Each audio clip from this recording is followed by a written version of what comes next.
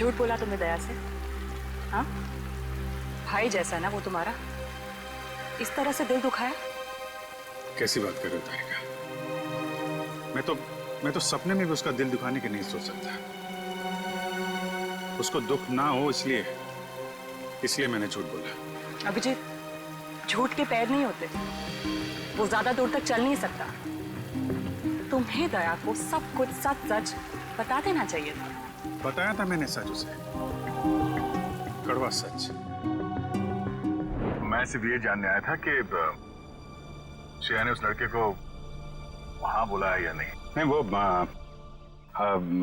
हाँ बोल दिया श्रेया ने, लेकिन जब मैंने दया का चेहरा देखा लगा जैसे किसी गोली ने उसके सीने को चीर दिया है।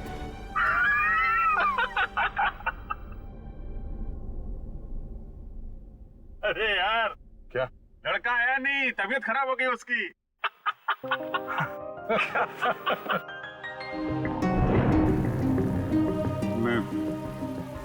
मैं दया को इस हालत में नहीं देख सका। मैंने बात पलट, मैंने कहा कि मजाक था। सिद्धार्थ का परिवार तो आया ही नहीं। मैं जानता हूं ये गलत है तारिका, लेकिन ये गलत उस समय मुझे सही लगा। और दया का इतना इंपॉर्टेंट लेटर श्रेया को ना देना, ये भी तुमको सही लगा? क्या लगता है तुम्हें कि मैं जानबूझ के ये सब कर रहा हूं? मैं नहीं चाहता दया और श्रेया एक। दुनिया मुझे कुछ भी कहे, मुझे कोई फर्क नहीं पड़ता, लेकिन तारिका तुम मुझे गलत समझ रही हो। बहुत दुख हुआ मुझे, बहुत दुख हुआ। गया था मैं श्रेया के घर वो लेटर लेके। नमस्ते अभिजीत, तुम आओ अंदर आओ। श्रेया से थोड़ा काम था, वो है क्या? हाँ है, बैठो, मैं उसे बुलाती हूँ, बैठ जाओ।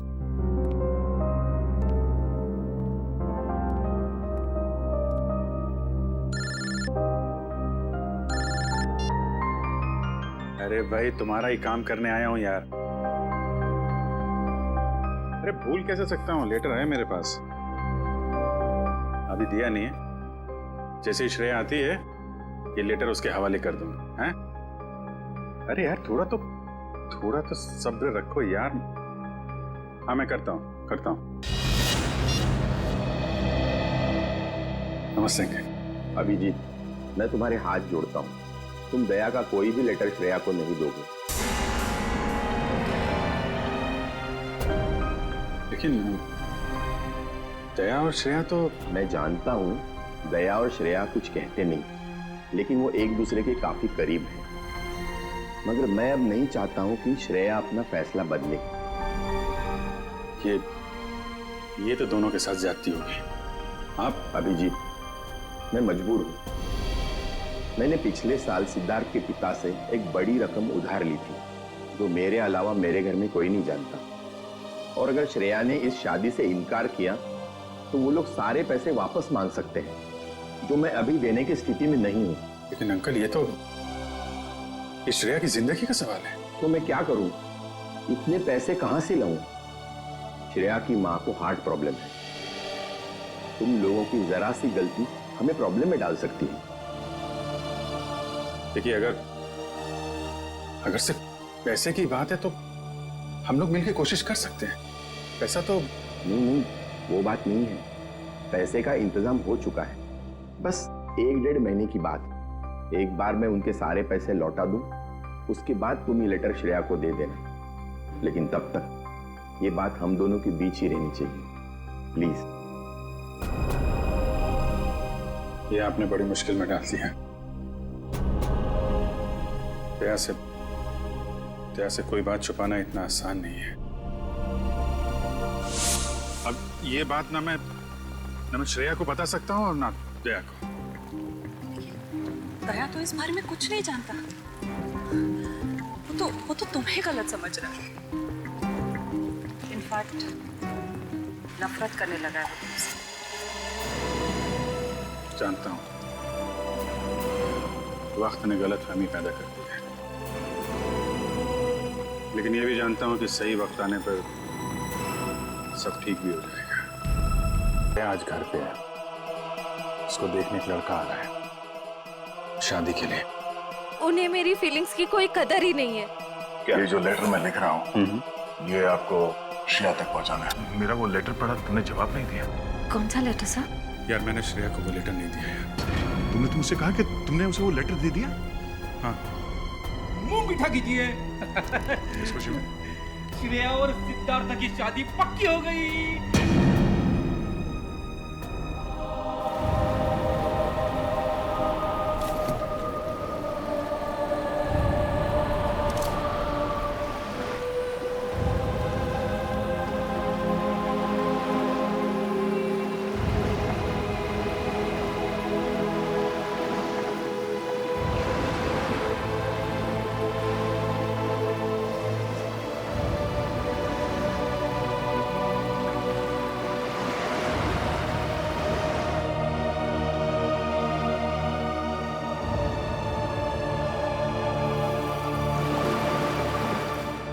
सर बोलिए ना, क्या बात है? नहीं वो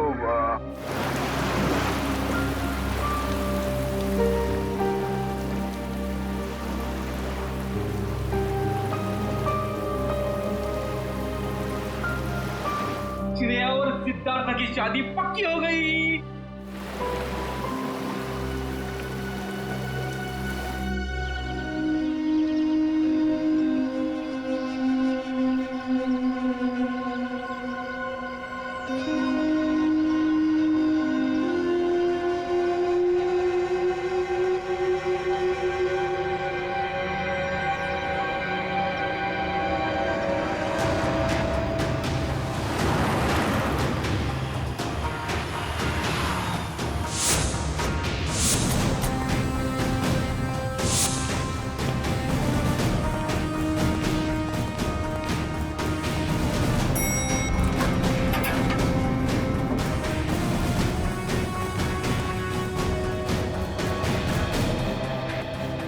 कहाँ है लाश? सर वो इस कैबिन में।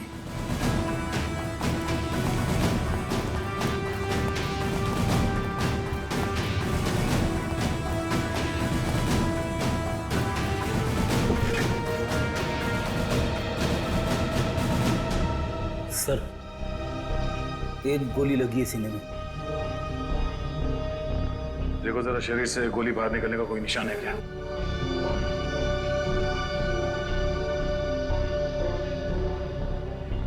नहीं सर, कोई एग्जिट वोल नहीं है। गोली बाहर निकलने का कोई जख्म नहीं है।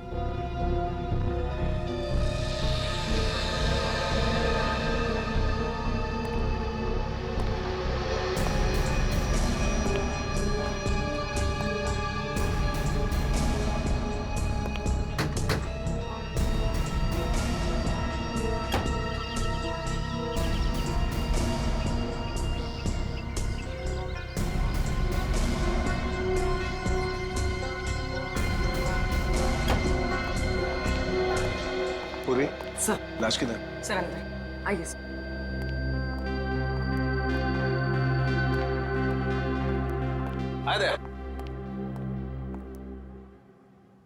क्या बात है? तुम्हारा खास दोस्त कहाँ है? अभिजीत? इस आदमी के शरीर में गोली लगी है और कोई एग्जिट रूम नहीं है। सब कमरे को अच्छी तरह से चेक करो। Excuse me. हाँ प्लीज प्लीज।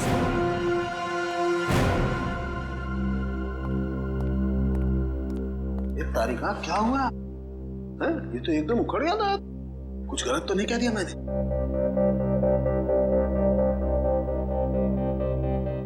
कैसे हुआ ये सब? हमें नहीं पता है सर। क्या नाम है आपका? जी श्लोक। कितने लोग काम करते हैं यहाँ ऑफिस में? कोई 20-22 लोग। 20-22 लोग। दिन दहाड़े कोई आपके डायरेक्टर के कमरे के अंदर घुस जाता है, उसे मार देता है, और आप में से किसी ने कुछ नहीं देखा?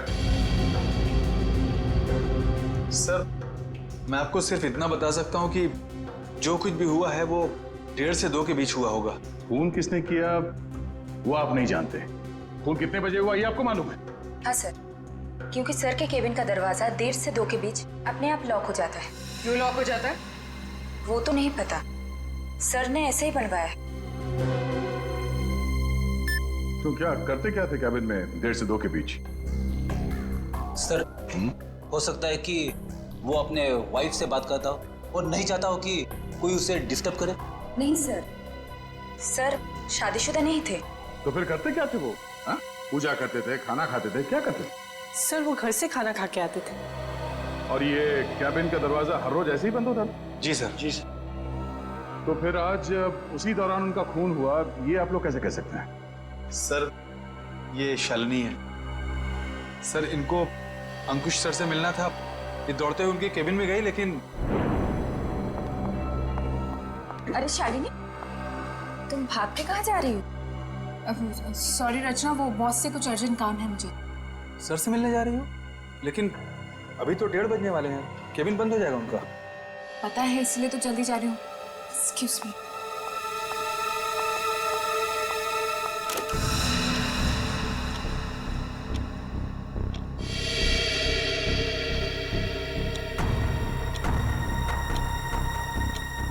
अब और आधा घंटा वेट करना पड़ेगा।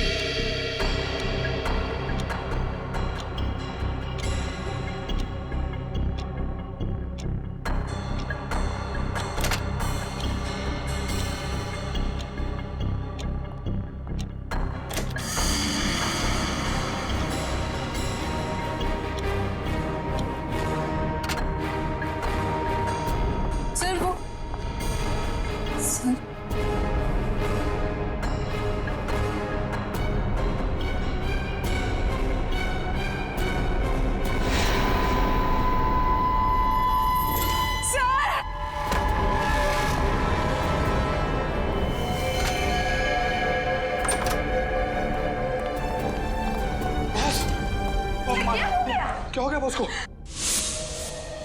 तो इसीलिए आप लोगों का मानना है कि दरवाजा बंद होने के बाद उनका खून हो? हाँ सर। सर कैबिन में कोई हथियार नहीं मिला।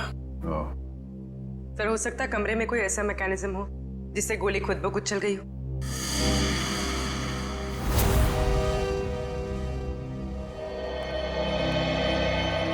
डॉक्टर साहब, ये खूनी कहाँ खड़ा होगा जब उसने गोली चलाई? ये देखो, यहाँ टेबल पर खून के छींटे पड़े हुए हैं। इसका मतलब साफ है खूनी वहां खड़ा था जहां तुम खड़े हो।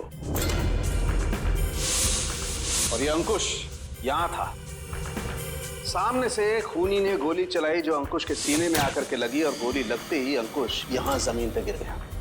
और अगर गोली किसी मैकेनिज्म से चलाई गई है तो मैकेनिज्म इसी लाइन में होनी चाहिए। बिल्कुल।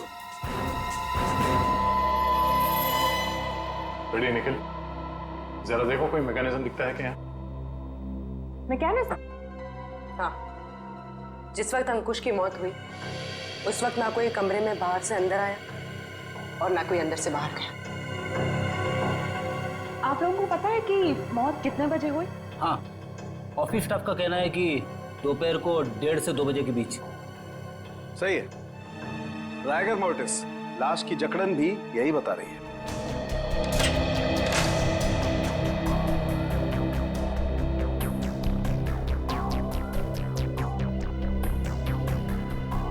सर यहाँ तो कोई मैकेनिज्म दिख नहीं रहा। सर यहाँ भी ऐसी कोई चीज दिखाई दे नहीं रही है। कमरे में कोई आया नहीं और कोई मैकेनिज्म भी नहीं है, तो फिर इस आदमी को गोली लगी कैसे? कि ऐसा तो नहीं कि ये दरवाजा लॉक होने से पहले इसे गोली लगी? एक बात बताइए, आप में से किसी ने ये दरवाजा बंद होने से पहले अंकुश को जिंदा देखा था? No sir. नहीं सर। ठीक है, एक काम करो, शुरू से बताओ जब आपके बॉस अंकुश यहाँ इस ऑफिस में आए। सर वो बहुत परेशान थे और उन्होंने कृतिका को अपने केबिन में बुलाया। Okay sir, okay. रचना, क्या हुआ? बॉस बहुत ज्यादा गुस्से में है। कृतिका को अंदर बुलाया है।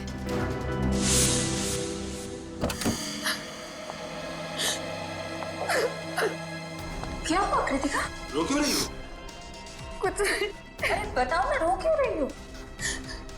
कुछ नहीं हुआ। अरे बताओ तो कृतिका। तो कृतिका अभी कहाँ है? ऑफिस से चली गई क्या वो? नहीं सर, उसका बैग तो यहीं है।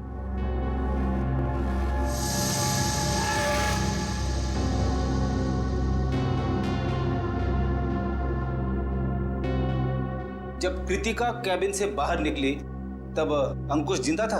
हाँ सर। उसके बाद कौन गया कैबिन के अंदर?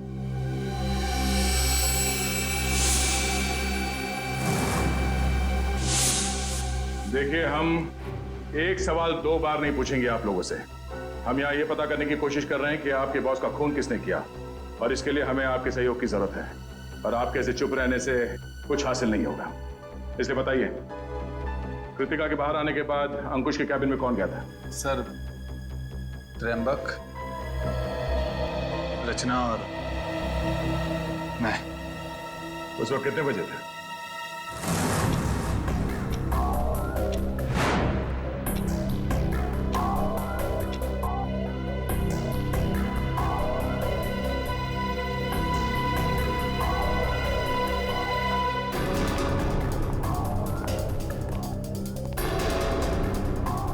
सर, क्या हुआ? आपने हमें बुलाया? ये पूछो क्या नहीं हुआ है। क्या सर, क्या नहीं हुआ? ईमानदारी नहीं हुई, वफादारी नहीं हुई। सर, हम कुछ समझे नहीं। देखो, तुम तीनों बहुत मुश्किल में हो। मुश्किल में? हाँ, मुझे ये पता चला है कि तुम तीनों में से कोई एक हमारे डिजाइन कॉम्पिटिटर्स को बेच रहा है। नहीं सर, हम ऐसा नहीं कर सकते। हाँ सर, मुझे तो ये भी नहीं पता कि हमारे कंपटीटर्स है कौन। मेरे पास सबूत है और मैं तुम तीनों को जेल भिजवा सकता हूं, लेकिन मैं ऐसा नहीं करूंगा।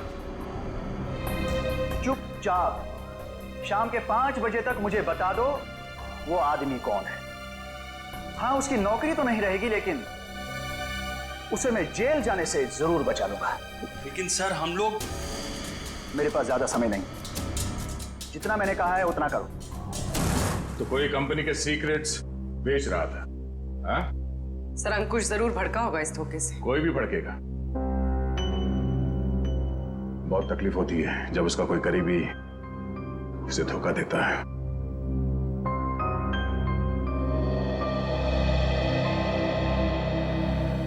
तुम तीनों में से कोई एक धोखेबाज है, वरना अंकुश सिर्फ तुम तीनों से पूछताछ क्यों करेगा इस बारे में? सर, हम बेकसूर हैं। कोई हमें फंसाने की कोशिश कर रहा है। तुम लोगों ने मारा है अंकुश को, और अब ये बेकसूर होने का नाटक कर रहे हो।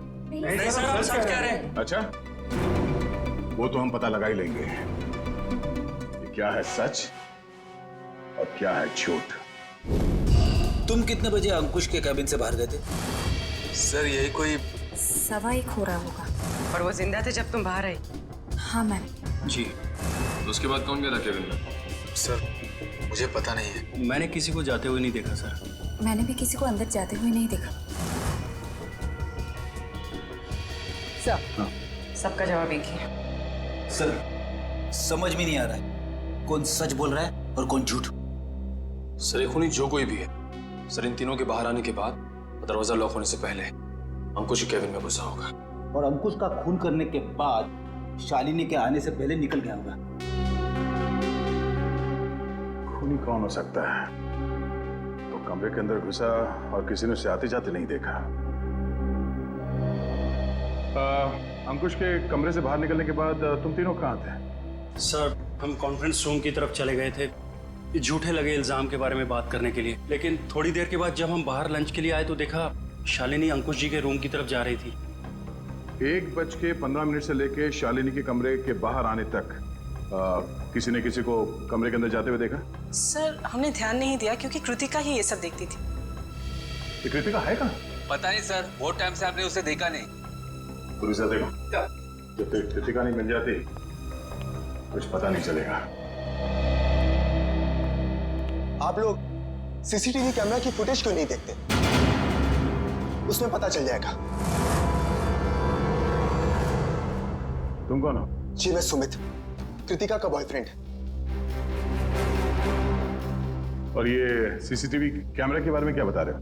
कृतिका ने मुझे बताया था कि बॉस ने स्टाफ पे नजर रखने के लिए उसके डेस्क पे एक सीक्रेट कैमरा लगा रखा था।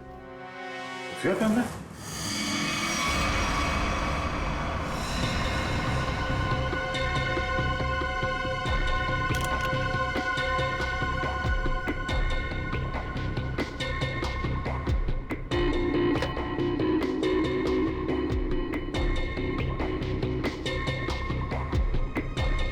यहाँ पे तो कोई कैमरा दिख ही नहीं रहा है।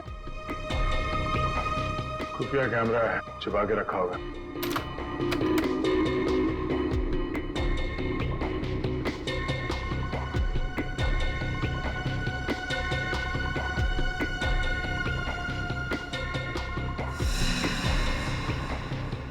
ये देखो, लाफिंग बुद्धा की आंखों में कैमरा है। निखिल, पता करो उसका रिसीवर कहाँ है।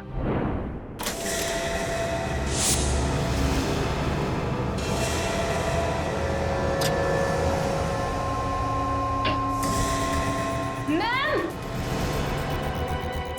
अर्शिता, मम्मी देखिए। अरे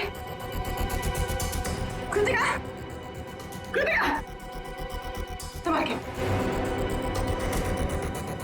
कृतिका, जाओ। कृतिका, कृतिका। क्या हो गया? सर इसने आत्महत्या करने की कोशिश की। सर जहर निकाल। इसे हॉस्पिटल ले जाना होगा। पीछे एम्बुलेंस है, उसमें डालो। जल्दी। कृतिका, ठीक है। एक मिनट, ले जाओ। ठीक क्या हुआ? संभाल के। निखिल, उस खुफिया कैमरे का रिसीवर मिला? हाँ सर, उस सीक्रेट कैमरा का ये सब मिल गया है। गुड, जरा फुटेज प्ले करो। देखते हैं रचना, त्रिंबक और श्लोक के निकलने के बाद अंकुश के कमरे में कौन गया था।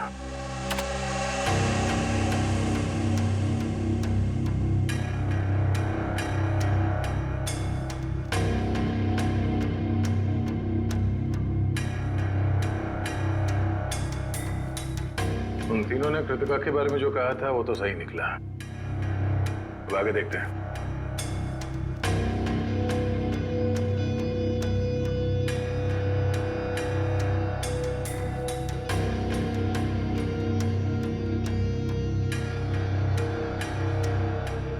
देखते हैं इस खुफिया कैमरे की आंखों ने ऐसा कुछ देखा है कि जो यहाँ काम करने वाले 20-22 लोगों ने नहीं देखा, और अंकुश की मौत हो गई।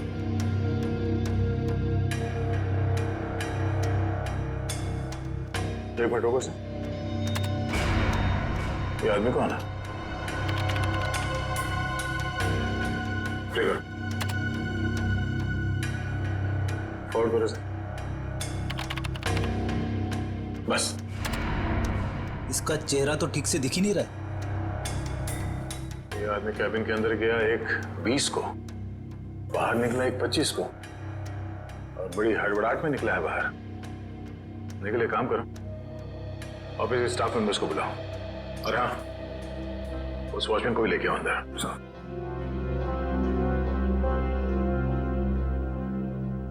आइए सर।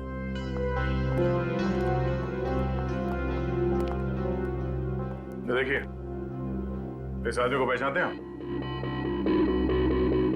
नहीं सर, हमने इन्हें कभी ऑफिस में नहीं देखा। तुम? नहीं सर, इससे पहले मैंने कभी इसे देखा नहीं। श्लोक? नहीं सर, मैंने भी इसे नहीं देखा। वॉचमैन, तुम तो एंट्रेंस में थे, तुमने तो देखा होगा साथ ही जाते। हाँ, पहचानते हो कौन है? नहीं सर, मैंने इसे कभी नहीं देखा। अरे तो फिर ये अंदर आया कैसे? उड़ के आया क्या? मेरा एक फोन आया था, मैं 5 मिनट के लिए थोड़ी दूर चला गया था, शायद ये तब आया होगा। अच्छा, निखिल, एंट्रेंस में जो कैमरा है उसका फुटेज चेक करो।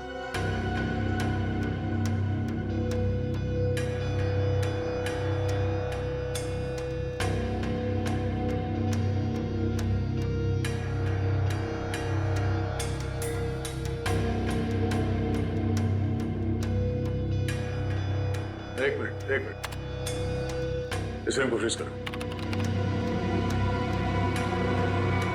ये सुमित, कृतिका तुम्हें कुछ नहीं होगा, जल्दी चलो। आई तुम्हें कुछ नहीं होगा कृतिका, तुम ठीक हो जाओगे। संभल के।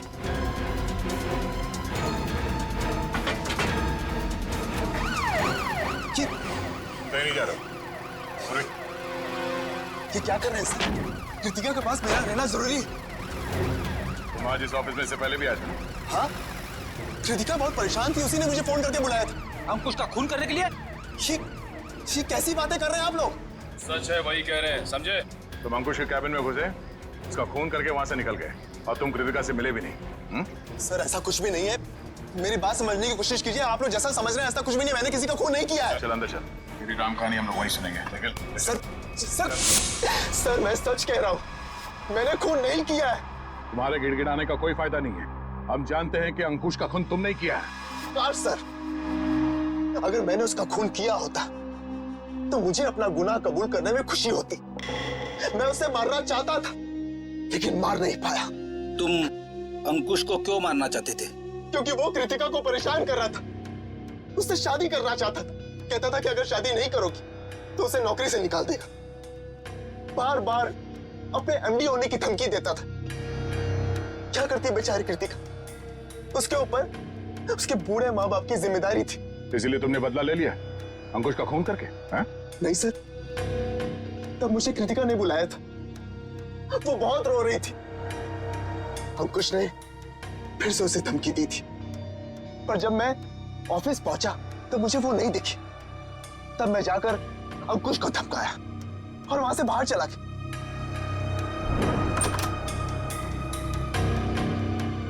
कौन हो तुम? बहुत हो गया अंकुश, कृतिका से दूर रहना, वरना क्या करोगे? जान से मार दूंगा तुझे।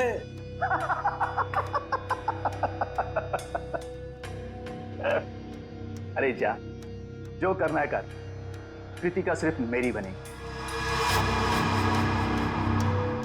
अंकुश, तू यहां से निकल रहा है या मैं सिक्योरिटी को बुलाऊं? आउट। अभी तो जा रहा हूं लेकिन बहुत जल्द लौटूंगा और तब तुझे मुझसे बचाने के लिए कोई नहीं रहेगा, कोई नहीं रहेगा।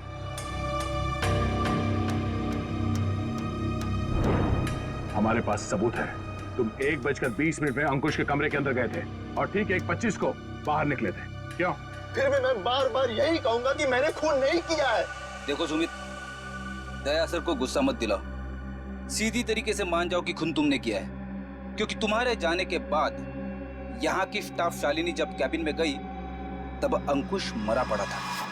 सर मेरा विश्वास कीजिए, मैंने खून नहीं किया है, प्लीज मेरा यकीन कीजिए आप लोग। याद देखो। सर, गन पाउडर की स्मेल, स्प्रे देना। एक मिनट,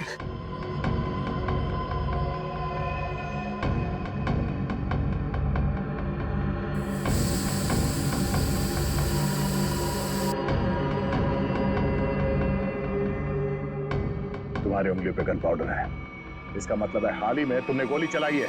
नहीं सर, अंकुश का खून तुम नहीं किया है। मैंने गोली नहीं चलाई सर। तो फिर ये गन पाउडर तुम्हारी उंगलियों पे कैसे आया? सर प्लीज सर, मेरा विश्वास। गन पाउडर कैसे आया तुम्हारे हाथ पे? सर वो मेरे पास मेरी अपनी गन, उससे गलती से चल गई थी जब मैं आज अपने घर पर था। तुम्हारे पास अपनी गन है, लाइसेंस है? हाँ? नहीं। तो गैर कानूनी तरीके से गन रखी थी तुमने? हाँ? सिर्फ और सिर्फ अंकुश को मारने के लिए। अगर आज उससे कोई नहीं मारता तो मैं शायद उसे जरूर मार देता। तो गन कहाँ रखी है तुमने? बाहर फ्लावर पॉट में। गन को बाहर क्यों छोड़ा तूने? हाँ?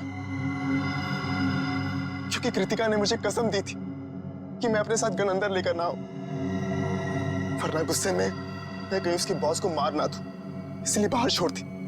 चल देखा वो गन कहाँ है?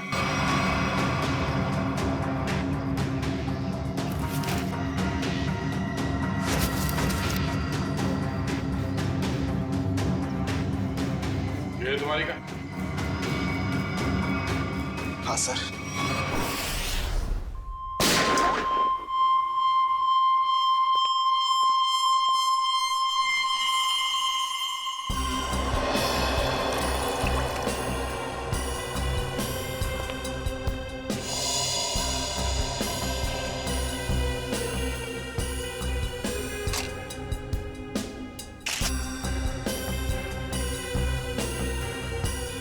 मेरी समझ में नहीं आ रहा है कि आप लोग मेरी गन को चेक क्यों कर रहे हैं, जबकि मैं इसे ऑफिस में लेकर गया ही नहीं था। दोनों बार प्लांट में ही छिपा दिया था। तुम कितना सच बोल रहे हो कितना झूठ अभी पता चल जाएगा। भैया तो मैच होती है। ये गोली और अंकुश के शरीर में जो गोली मिली है वो गोली, दोनों मैच होती है। इसका मतलब साफ है अंकुश को इसी गन से गोली मारी गई है। अब बोलो, तो तुमने दोनों बार ये गन ऑफिस के बाहर वाले गमले में छुपा दी थी? सर मैं आपसे बार बार कह रहा हूं कि मैंने अंकुश को नहीं मारा। जब मैं उसके कैबिन से बाहर निकल रहा था तो वो जिंदा था। जरूर मुझे कोई फंसाने की कोशिश कर रहा है। तो मतलब तुम्हारी गन अपने आप गमले से बाहर आई, अंकुश जी को गोली मारी और फिर आके गमले में छुप गई। और ये कहानी है सर? अरे मैं कोई कहानी नहीं बना रहा हूं, मेरा विश्वास कीजिए। एक सेकेंड, कॉल। क्या? हाँ, मुझे याद आ गया। जैसे ही मैं अंकुश के कैबिन से बाहर निकल रहा था, उसके मोबाइल पर एक कॉल आया था। और उसने वो कॉल रिसीव किया था? हाँ।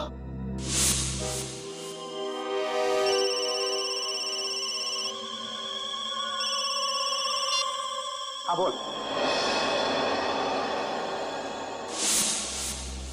पंकज, अंकुश का मोबाइल चेक करो। सर। अगर अंकुश ने कॉल रिसीव किया है तो शायद वो तुम्हारे निर्दोष होने का सबूत हो।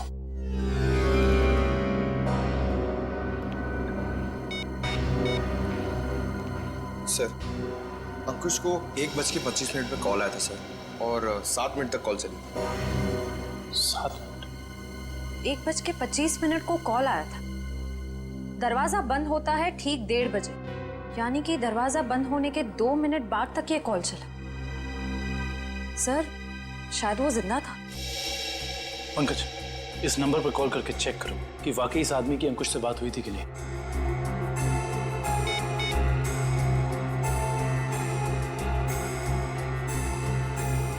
अंकुश नहीं, मैं सीआईडी ऑफिसर पंकज बोल रहा हूँ। अच्छा एक बात बताइए, आपने आज अंकुश को फोन कॉल किया था? आपकी बात हुई थी उससे? अच्छा, लगभग कितने मिनट तक बात हुई थी? 5 से 7 मिनट। अच्छा ठीक है, थैंक यू वेरी मच। नहीं कोई टेंशन। सर, 7 मिनट तक बात हुई थी सर। देखा सर, मैं सच कह रहा हूं, मैंने अंकुश को नहीं मारा है। इसका मतलब सुमित खूनी नहीं है, तो फिर खूनी कौन है? कहीं खूनी पहले से ही तो कैबिन में छुप कर नहीं बैठा था और दरवाजा लॉक होते ही उसने अंकुश को गोली मार दी और फिर वहां बैठकर इंतजार कर रहा था। और जब 2 बजे बाकी का सारा स्टाफ अंदर आया कैबिन में अंकुश की लाश देखने, तो मौका देखकर वो भी उनके साथ निकल गया।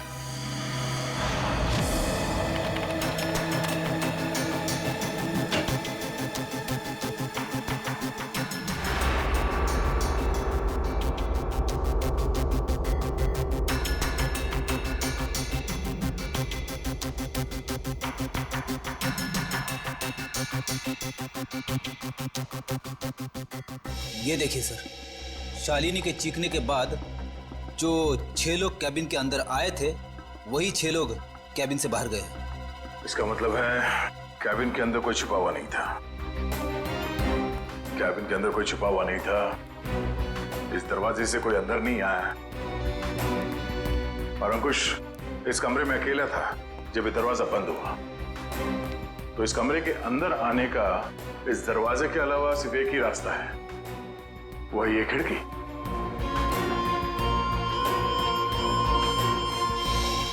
मगर जब हम लोग इस कमरे के अंदर आए तो ये खिड़की अंदर से बंद थी।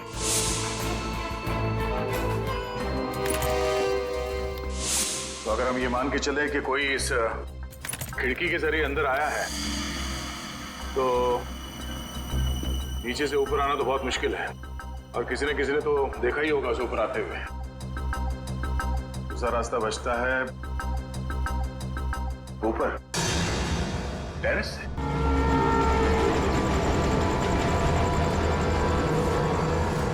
जरा देखो आसपास, अगर वो खूनी अंकुश के कैबिन में यहाँ टेरेस से गया है तो उसने रस्सी या हार्नेस का इस्तेमाल किया होगा, और अगर ऐसा है तो यहाँ लेज पे कोई ना कोई निशान जरूर होना चाहिए।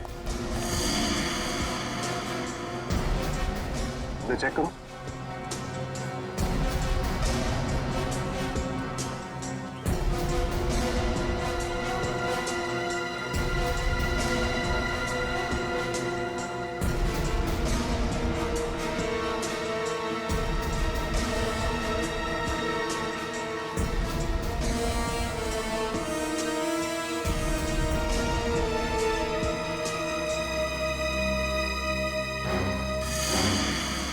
ये देखो, यहाँ पर निशान है। ये निशान, उसने रस्सी को यहाँ से बांधा और यहाँ से नीचे उतरा। क्योंकि ठीक नीचे यहाँ पे अंकुश का ऑफिस है। और फिर रस्सी सपोर्ट के लिए शायद वहां उस पे बांधा होगा। ये देखो, रस्सी के घिसने का निशान है यहाँ पे। इसका मतलब है उसने रस्सी यहाँ इस पाइप पे बांधा और वहां से नीचे अंकुश के कैबिन में गया।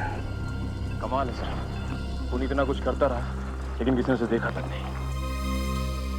खूनी ने जिस तरीके से मेहनत की है खून करने के लिए, उससे तो साफ साफ दिख रहा है सर, उसके दिल में कितनी नफरत भरी पड़ी थी अंकुश के लिए। ये पता करना पड़ेगा कि वो है कौन जिसे अंकुश से इतनी नफरत थी, और उसे ये भी पता था कि अंकुश के कैबिन का दरवाजा 1:30 से 2 बजे के बीच बंद होता है। हो ना हो ये कोई ऑफिस का ही आदमी है।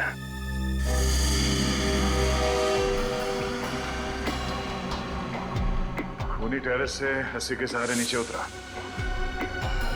और फिर खिड़की के रास्ते कैबिन में आया।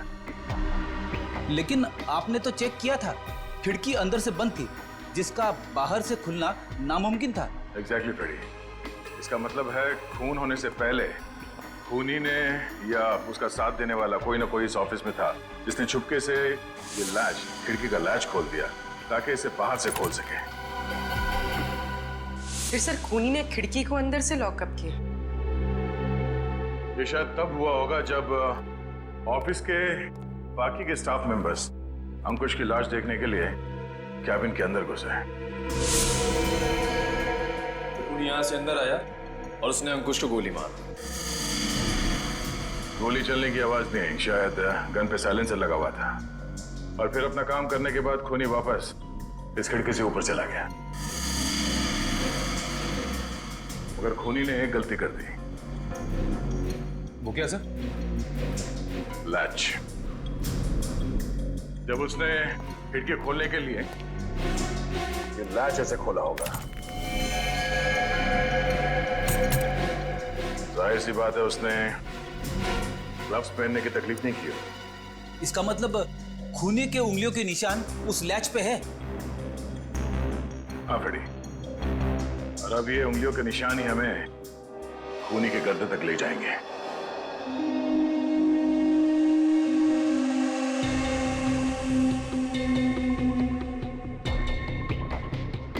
सर आप लोग हम पर शक कर रहे हैं? हाँ, क्योंकि खूनी आप लोगों में से कोई है। ये क्या कह रहे हैं आप सर? सही कह रहे हैं, थोड़ा इंतजार करो। उस खिड़की के लैच पे जो उंगलियों के निशान मिले हैं, अगर वो आप में से किसी के फिंगरप्रिंट्स के साथ मैच होते हैं तो पता चल जाएगा कि अंकुश का खूनी कौन है।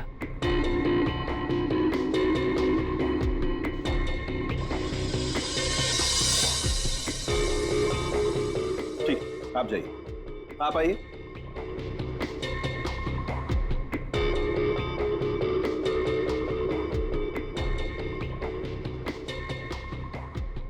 ठीक, जाइए। दया, इन सब लोगों के फिंगरप्रिंट्स तो ले लिए, अब जरा इन्हें मैच करके देखते हैं। ठीक है सर। हाँ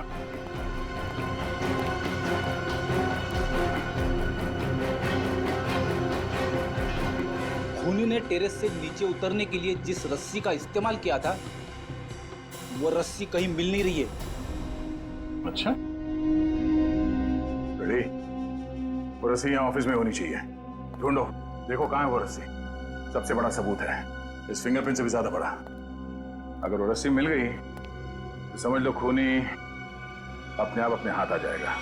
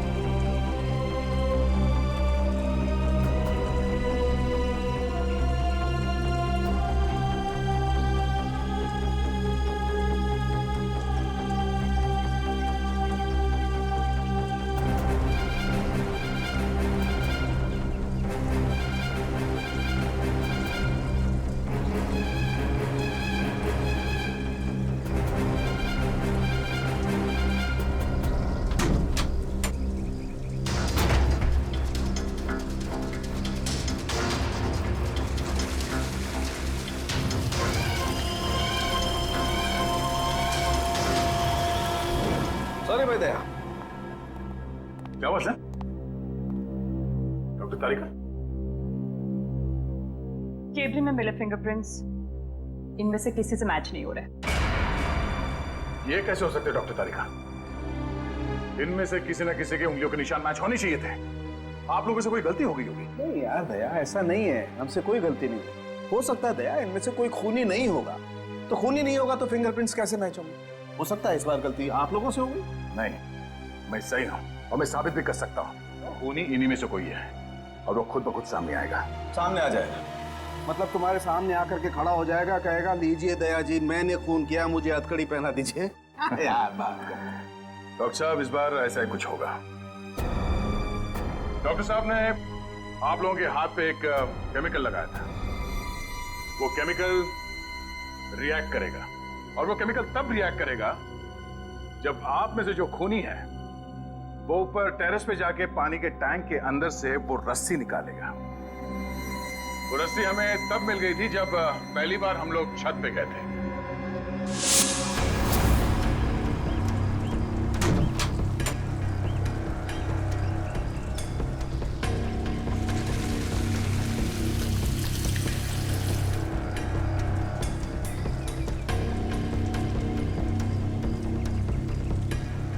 पूरी तैयारी के साथ आया था।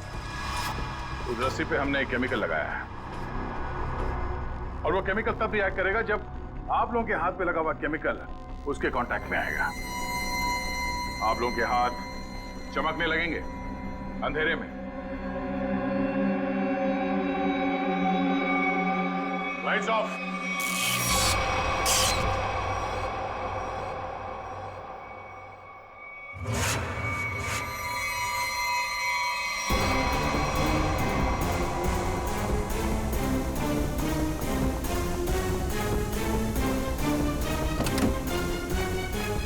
बस बहुत भाग लिया, अब और नहीं।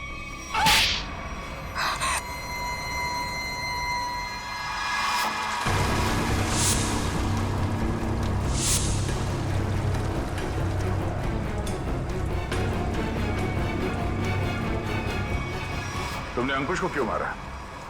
तुम ही कंपनी के सीक्रेट्स बेच रही थी ना? और जब अंकुश तुम तीनों से पूछताछ कर रहा था तुम जानती थी कि तुम्हें उससे छुटकारा पाना है, हाँ? मैं बहुत पहले से ही जानती थी कि मैं पकड़ी जा सकती, इसलिए मैंने प्लान बना के रखा था कि जब भी मौका मिलेगा मैं अंकुश को मार दूंगी। तो तुमने अपने प्लान में सुमित को कैसे फंसाया और क्यों फंसाया? उसने क्या बिगाड़ा था तुम्हारा? मेरी सबसे अच्छी सहेली को मुझसे दूर कर दिया था। मैं और कृतिका अच्छे दोस्त हुआ करते थे, लेकिन जब से सुमित उसकी जिंदगी में आया था तब से कृतिका उसकी बातें करती रहती थी। सुमित ऐसा है, सुमित वैसा है, सुमित ने ये किया, सुमित ने वो किया, सुमित सुमित सुमित। इस सुमित से मुझे नफरत होने लगी थी। दिन रात उसके साथ फोन पे लगी रहती थी। इस सुमित के चक्कर में वो मुझे भूल गई थी। और आज सर के केबिन से निकलने के बाद कृतिका ने जब सुमित को फोन करके बताया कि गन को कहीं छिपा देना, मैं अपनी सहेली को मैं वापस पाना चाहती थी, और यही सही मौका था सुमित को फंसाने का। इसलिए तुमने अंकुश को मारने के बाद अपनी गन सुमित के गन के साथ बदल दी, और अंकुश के शरीर पे जो गोली मिली वो उस गन के साथ मैच हो गई, जिसकी वजह से सुमित फंस गया।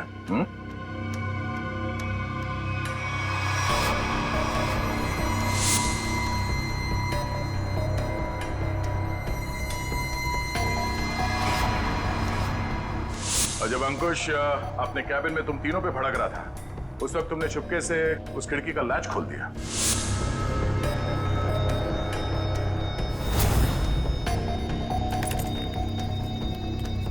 और तुमने मौका पाके विंडो का लैच तब लॉक किया जब सब अंकुश की डेड बॉडी देख रहे थे, है ना?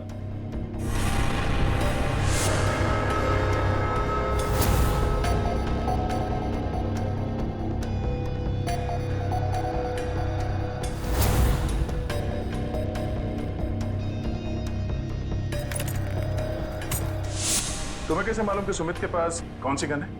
कृतिका ने मुझे एक बार बताया था कि सुमित ने एक नई गन खरीदी है। ठीक वैसी गन मैंने भी खरीदी, और आज जब सुमित दोबारा ऑफिस में आया तो मुझे पता था कि वो गन फिर से कहीं बाहर रख के आया होगा, और मौका मिलते ही मैंने वो गन बदल दी। क्या फायदा हुआ तुम्हें ये सब करके? हाँ? तुमने एक दोस्त खो दिया और साथ में अपनी आजादी दी। पूर्वी, ले जाओ इसे। सर